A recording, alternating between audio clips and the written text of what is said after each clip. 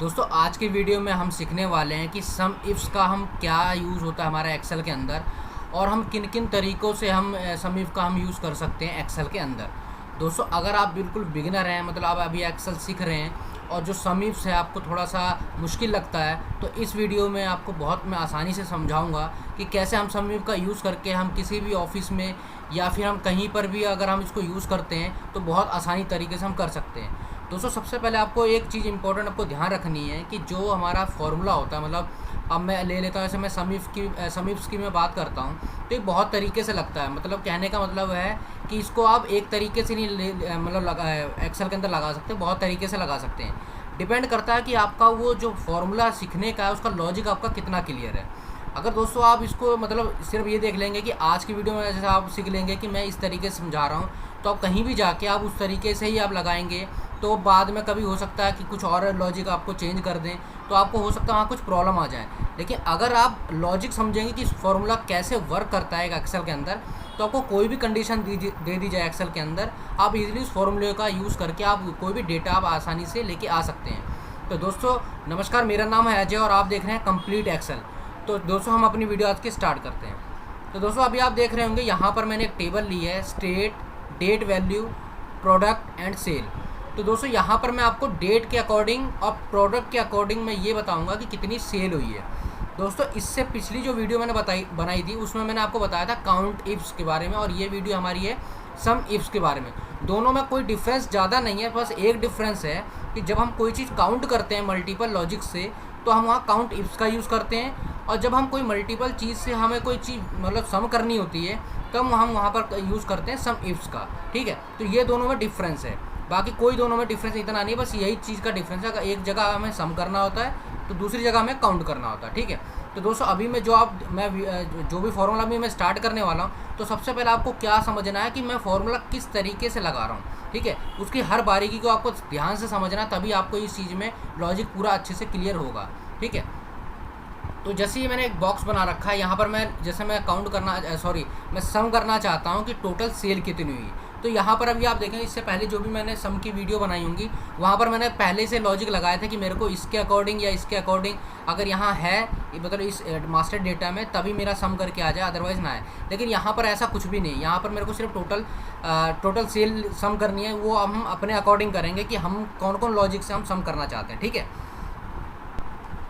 तो सबसे पहले मैं इजिकल टू मैंने लिखा और मैंने यहाँ लिखा सम इफ्स। ठीक है, ये मैंने सेलेक्ट कर लिया और यहाँ पर मैंने, अब आप देखेंगे सबसे पहले वो क्या पूछ रहा है, जो देखो वहाँ पर यहाँ पर आप देखेंगे ये जो आपके यहाँ हाईलाइट भी हो रहा है, बोला बोल्ड हो गया कि सम रेंज।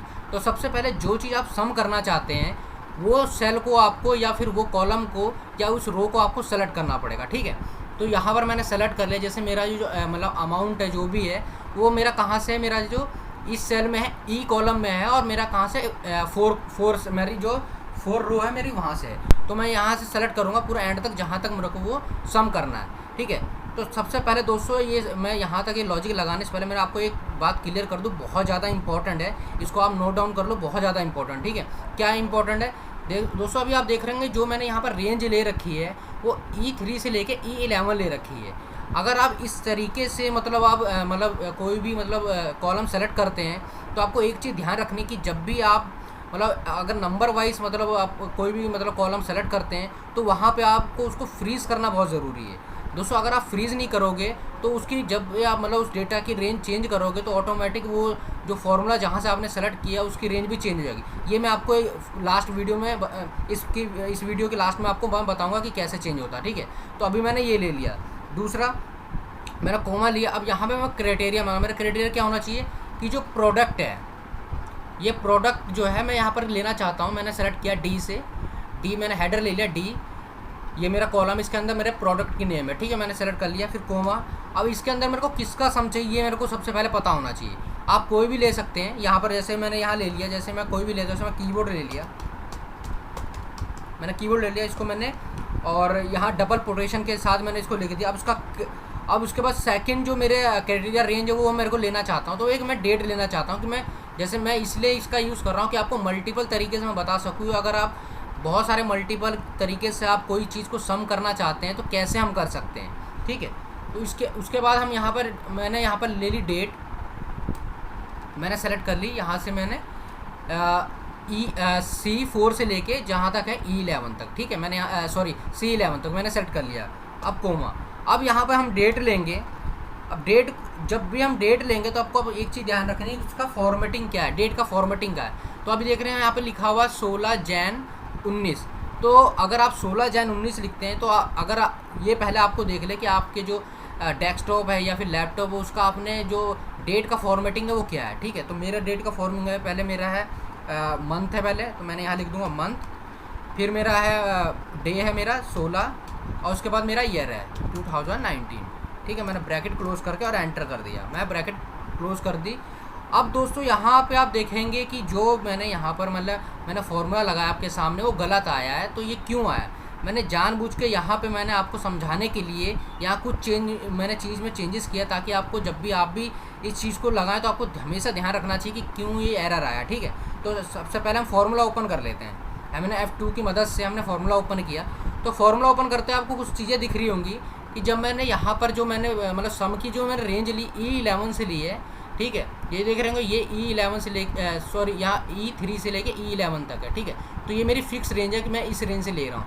लेकिन जो उसका मैंने दोस्तों क्राइटेरिया ले रखा, आप देखेंगे मैंने यहाँ से रखा पूरा पूरा कॉलम ले रखा है, जो मतलब उसके जो मतलब लॉजिक है वो गलत हो रहा है।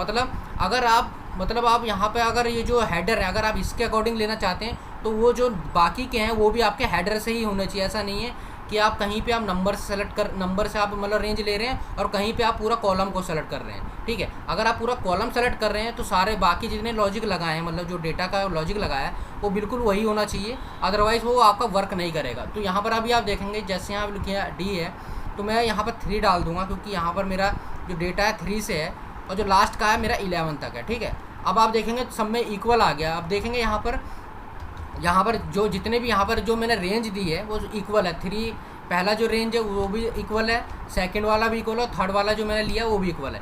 मतलब अब किसी में कोई दिक्कत नहीं है, जो मैंने रेंज ली है वो मेरी सही से है। अगर मैं ऊपर नीचे दौड़ करता हूँ कि कहीं से मैंने ज़्यादा ले लिया कहीं से कम ले लिया तो वहाँ पर आपका एरर आ जाएगा। तो इस चीज़ का भी आपको ध्यान रखना, ठीक है। अब जैसे आप एंटर करेंगे तो यहाँ पर आप देखेंगे कि जिस डेट का मैंने यहाँ पर लिया था उसका आ गया है 8652। तो मेरा ये पहला वाला है। तो इसका मेरे को सम आ गया कि क्योंकि यहाँ पर और कोई इस डेट का नहीं है, तो यहाँ पर जो मेरा टोटल सम है वो मेरा इसका आ गया। अगर आपको चेक करना है कि आपका फॉर्मूला सही लगा है तो आपको क्या करना है, 1-2 इस डेट को कहीं पर आपको मतलब 1-2 जगह आपको पेस्ट करना पड़ेगा कि ये चेक करने के लिए फॉर्मूला सही लगा कि नहीं। तो आपको ये पेस्ट वहीं करना पड़ेगा जहाँ पर कीबोर्ड है, क्योंकि हमने जो लॉजिक लगाया वो कीबोर्ड पर लगाया है, ठीक है। तो हम यहाँ पर हम पेस्ट कर देते हैं कीबोर्ड पर। तो आप देखेंगे उसका सेल का नंबर ऑटोमेटिक चेंज हो रहा है। क्यों? क्योंकि हमने जो यहाँ पर लॉजिक लगाया था, ये जो लॉजिक लगा तो वहाँ क्या लगाया था कि जो हमारा कीबोर्ड होगा और जो 16/1/2019 की डेट को जो डेट वैल्यू होगी उसी का ही वो सम लेके आया, अदरवाइज किसी और का हमें नहीं चाहिए। तो देखोगे आप जो हमने जो लॉजिक लगाया था सिम का वो उसके अकॉर्डिंग ही ले रहा है। तो दोस्तों मुझे इसमें जो चीज़ मैंने आपको समझानी थी वो मैंने चीज़ें अच्छे से आपको समझाई कि अगर आपके पास कोई लॉजिक आपके पास मतलब क्वेश्चंस में नहीं है, लेकिन आपको कोई लॉजिक दिए जाएं कि आपको इस तरीके से करना है तो आप किस तरीके से कर सकते हो। इससे पिछली वीडियो मैंने जो बनाई थी आपको, जो समीप पे बनाई थी एक मैंने लास्ट टाइम, तो उसमें आप देखोगे कि वहाँ पर मैंने पहले से डेटा दे रखा था कि 2 मैंने पहले से वहाँ क्राइटेरिया दे रखे थे कि इन क्राइटेरिया के अकॉर्डिंग मेरे को समीप से लेके आना है। यहाँ लेकिन ऐसा कुछ भी नहीं था, यहाँ हमने खुद लॉजिक बनाया और उसके अकॉर्डिंग हम यहाँ पर डेटा हमने सम किया, ठीक है।